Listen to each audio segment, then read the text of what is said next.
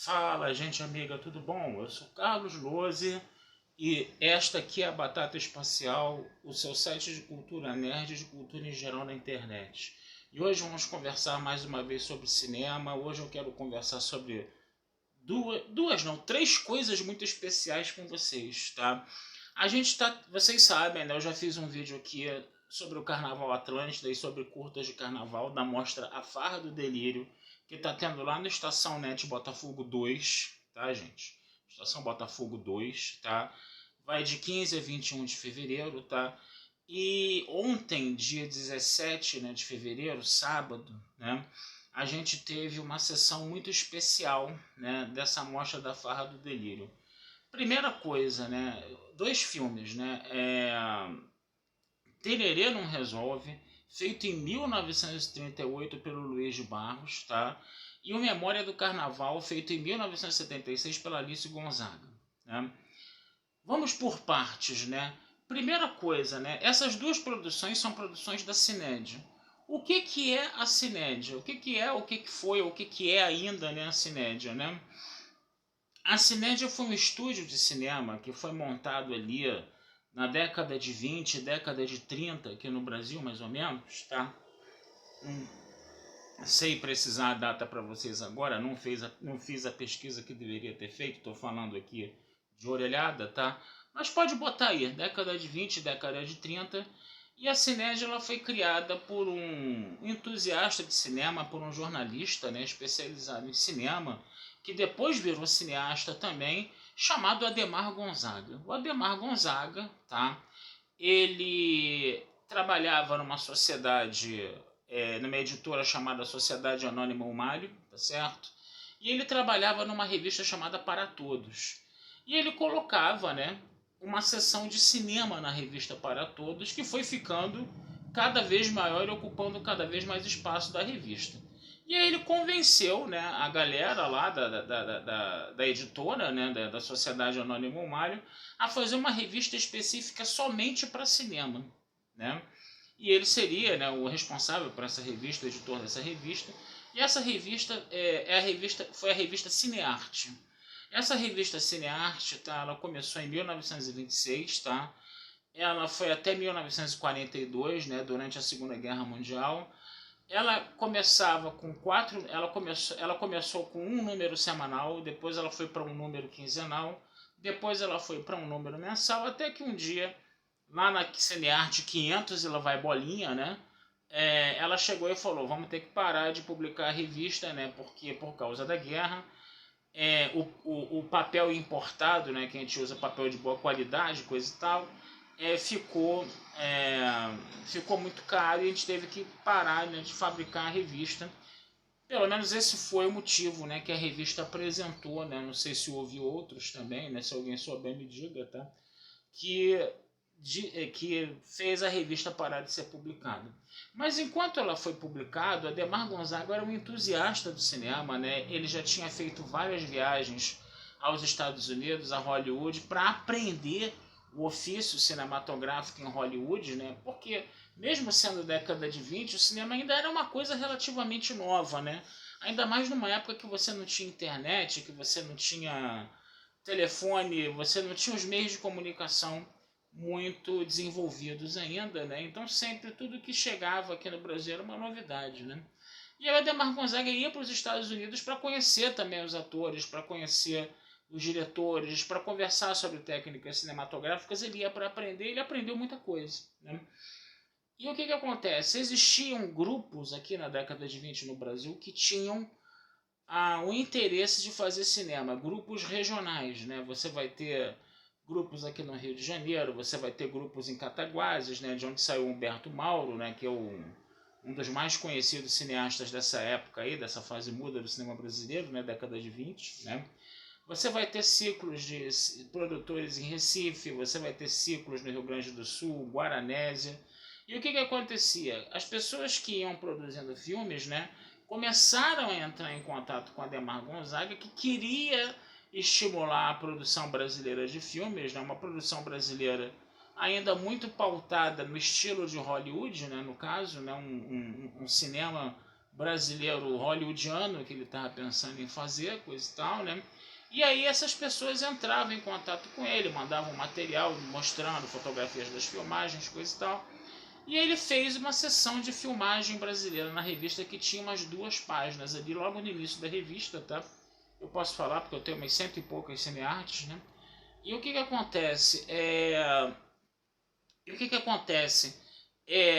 Toda a produção brasileira da época, entendeu? Era meio que catalisada, amalgamada, né, na revista Cinearte, chegava, né, para Adhemar Gonzaga e ele amarrava essa produção nacional, né, usando a revista como uma espécie de âncora para isso, né, de estímulo para isso, de campanha bem militante mesmo pelo cinema brasileiro. Tá? Então, o Adhemar Gonzaga, mais tarde, ele vai, né, fundar a Cinédia para ele mesmo começar a fazer os filmes dele, coisa e tal, né, e aí vai ser um estúdio que fez bastante filme, né, e, inclusive, né, o Adhemar Gonzaga, ele acabou deixando uma filha, né, que foi a Alice Gonzaga, claro que ele teve outros filhos, né, e a Alice Gonzaga meio que tomou, né, as rédeas do Cinédia, né, ela sempre foi muito estimulada a arquivar coisas, né, que o pai, ele gostava de arquivar tudo, né, que, com relação à Cinédia, com relação ao cinema brasileiro, e hoje a Alice Gonzaga, ela tem um arquivo, né,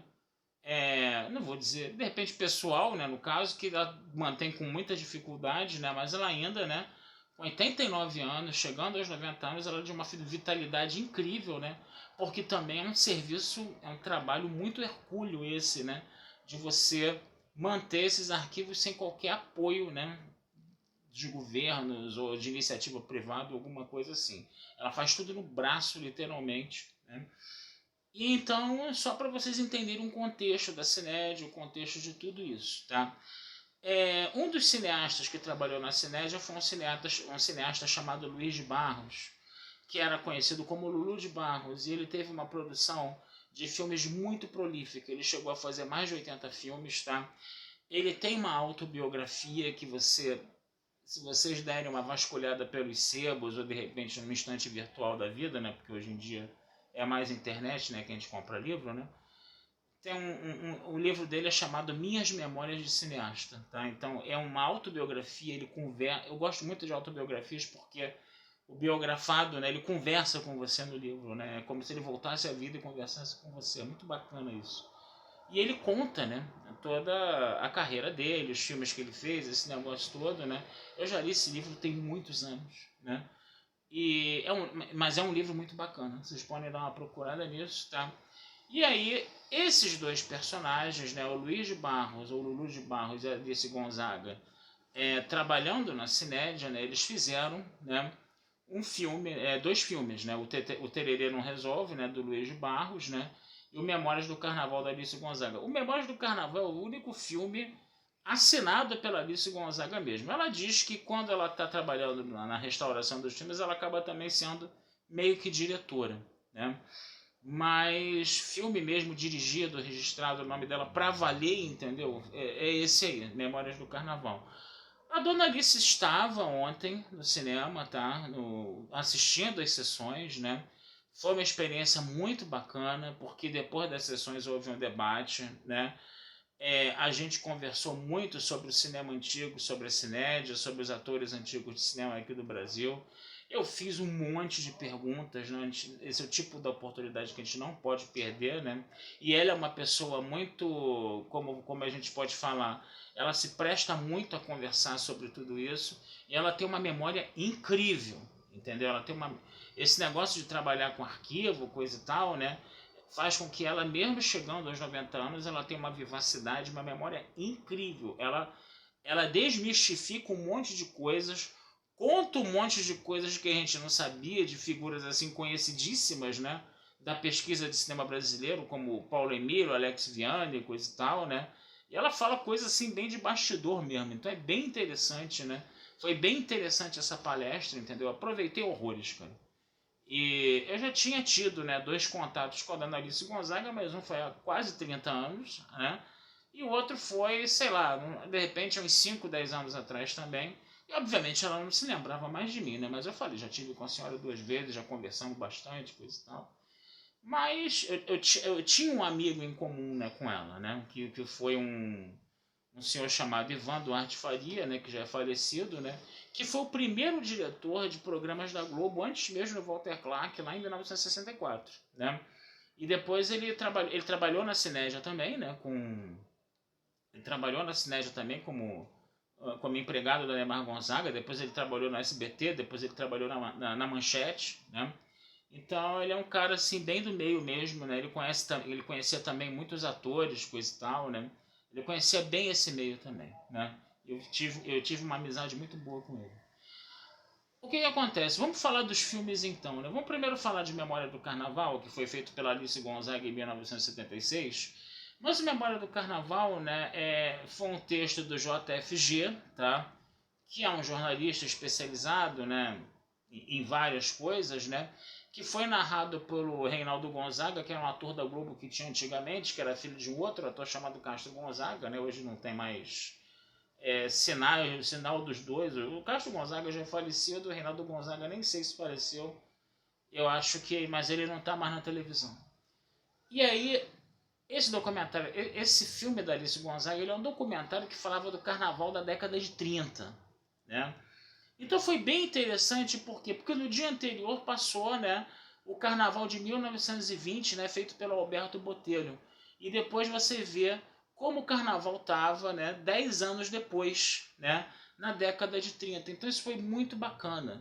A gente viu coisas ali que mudaram, entendeu? E coisas que não mudaram, permaneceram, né?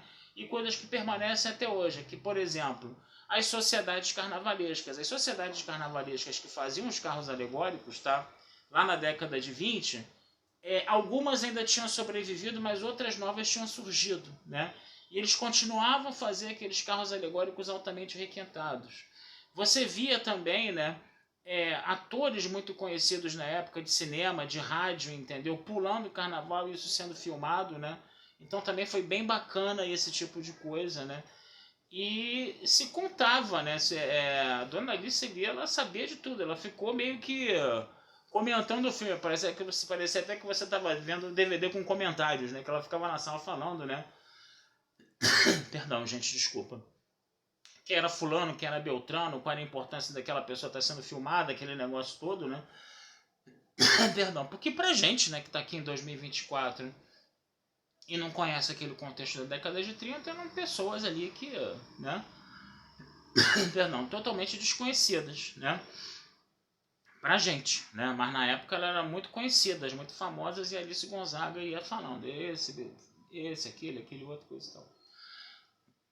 Ai, vou começar a tosse. Vocês sabem que o vídeo com tosse, né? Que eu não edito vídeo, eu tenho medo de programa de edição de vídeo, porque já contei essa história, né? Craqueou meu computador todo. Então eu faço vídeo direto na orelhada, assim, cara a cara, sem cortes. Então vai tosse, vai tudo mesmo.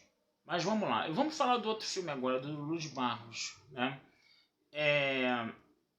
O Tererê não resolve. O Lulu Barros, ele fez esse filme, é uma historinha, né, de marido e mulher, de ciúme, né, de traição, né? Perdão. Onde duas amigas, elas decidem escrever uma carta, né, pros respectivos maridos, né, pra, tipo assim,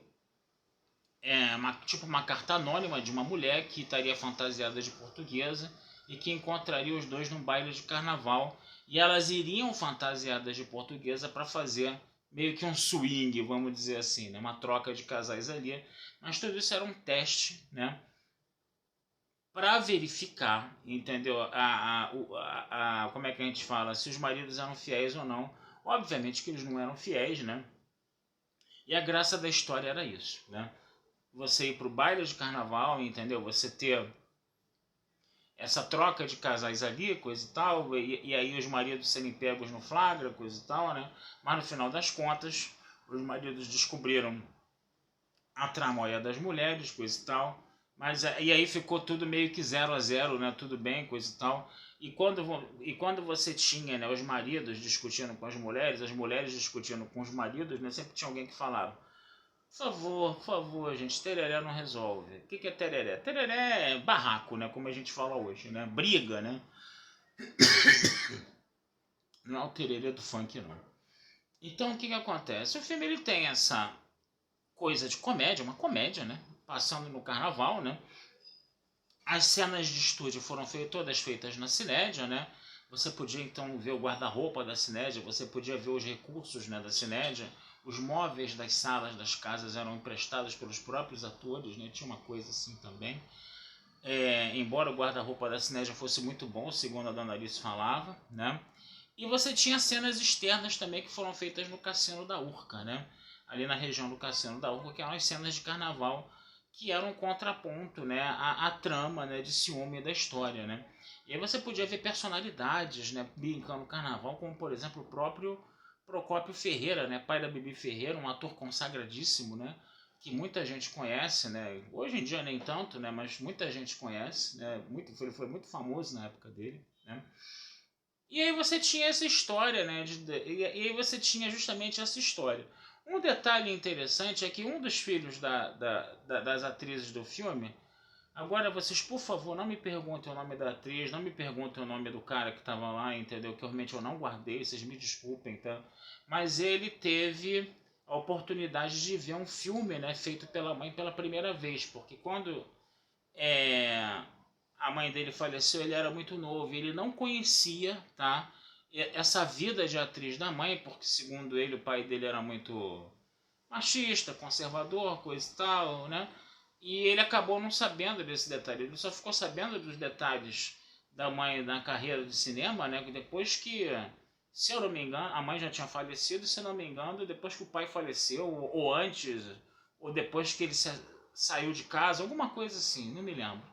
E aí ele contou, né, a história, né, de correr atrás disso, né, de correr atrás dos pesquisadores, de correr atrás de cópias do filme onde a mãe trabalhava, coisa e tal. Mas sentar numa sala de cinema e ver a mãe atuando foi a primeira vez ontem, né? Então foi uma coisa que chamou muito a atenção também nessa exibição. Foi bacana, né?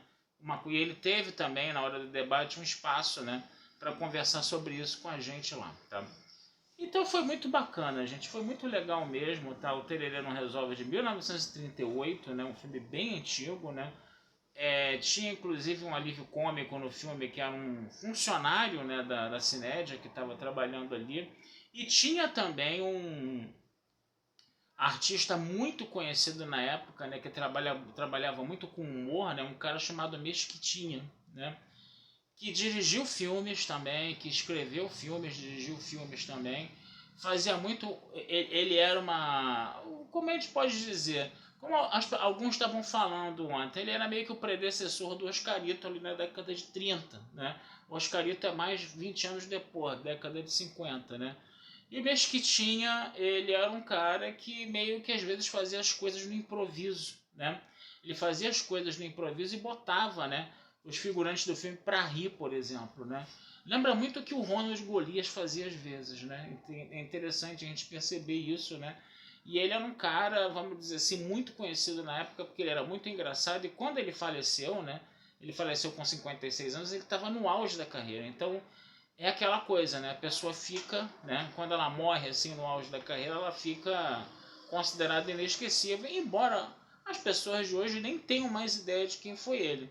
Por isso que é bom você às vezes ver esses filmes mais antigos, conversar com esse pessoal de outra época, entendeu? De uma época mais antiga, para a gente ter a verdadeira noção, né, de quem foram esses artistas, quem foram essas pessoas, pessoas que hoje o grande público não conhece, né? Porque estamos praticamente 90, 100 anos disso, né? Mas que vale a pena a gente saber disso, vale a pena a gente conhecer, né, tudo isso aí. Tá certo, gente? Então, foi uma noite bem bacana ontem, tá? Eu que particularmente gosto muito de cinema mudo brasileiro, né, de cinema antigo brasileiro, né? O dia que eu conheci a Cinearte eu fiquei assim estupefato, né? Eu queria procurar material sobre Metrópolis, né? Que eu tinha acabado de ver o Metrópolis, eu queria fotografia, queria reportagem, alguma coisa assim. Eu fui na Biblioteca Nacional, né? Aí quando eu fui na Biblioteca Nacional, eu fui na divisão de periódicos, né? Porque, né? Para procurar coisa de cinema da década de 20, 30. E aí os caras, né, lá chegaram e falaram assim, é melhor você procurar isso na Cinemateca do MAM, né? E eu fiquei aquele negócio, né? O pessoal lá na Biblioteca Nacional não me deu muita ajuda, só me deu essa dica, né? E aí eu fiquei lá, né, mexendo nos arquivinhos. Não era informatizado ainda, né? Era arquivo que tu puxava, via as fichas, né, coisa e tal. Eu tô falando aí o que é? 1995, mais ou menos, tá? 1996, por aí, tá? E aí eu falei, bom, cinema, né? Deixa eu ver aqui nos periódicos alguma coisa que comece com CIN. Aí eu fui procurando e aí vi lá, Cinearte, editada de 1926 a 1942, microfilmada. Aí eu pensei, eu vou pegar esses microfilmes e dar uma olhada. E comecei a ver, cara. Aí se descortinou todo um mundo novo pra mim. Foi a partir dessa coisa aí que eu tive, comecei a ter contato com esse cinema mudo brasileiro que eu nem sabia que existia, né?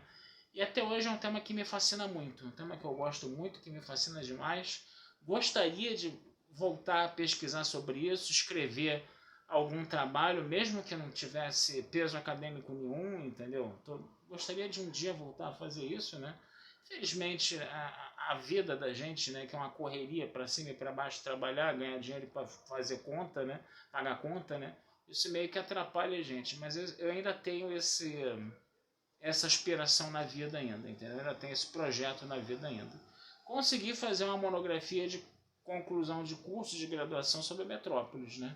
Agora, eu queria fazer alguma coisa sobre o cinema brasileiro, sim. Né? Gostaria muito de estudar o Mário Peixoto, por exemplo. Cheguei a juntar material, cheguei a visitar o arquivo, pesquisar, mas infelizmente, né, as coisas da vida fizeram com que eu parasse essa pesquisa, mas tem muita coisa guardada aqui em casa que eu posso pesquisar antes de voltar a fuçar nos arquivos por aí, tá? Então é isso, gente. Vou ficando por aqui, tá? Já falei muito de mim, já falei muito de cinema brasileiro antigo. Desejo vida longa e próspera a todos. Não deixem de visitar meu site batataespacialtudojunto.com.br. Desculpem pela tosse. Se inscrevam no meu canal Carlos Eduardo Lose Rezende, Rezende com Z, e Lose é L-O-H-S-E, tá? Curtam, compartilhem, comentem as postagens, toquem no sininho para receber as notificações de postagens novas, né? E é isso, gente. Um abração, fui e até a próxima. Futuramente a gente conversa sobre mais filmes aí com vocês, tá? Tchau, tchau, um abração.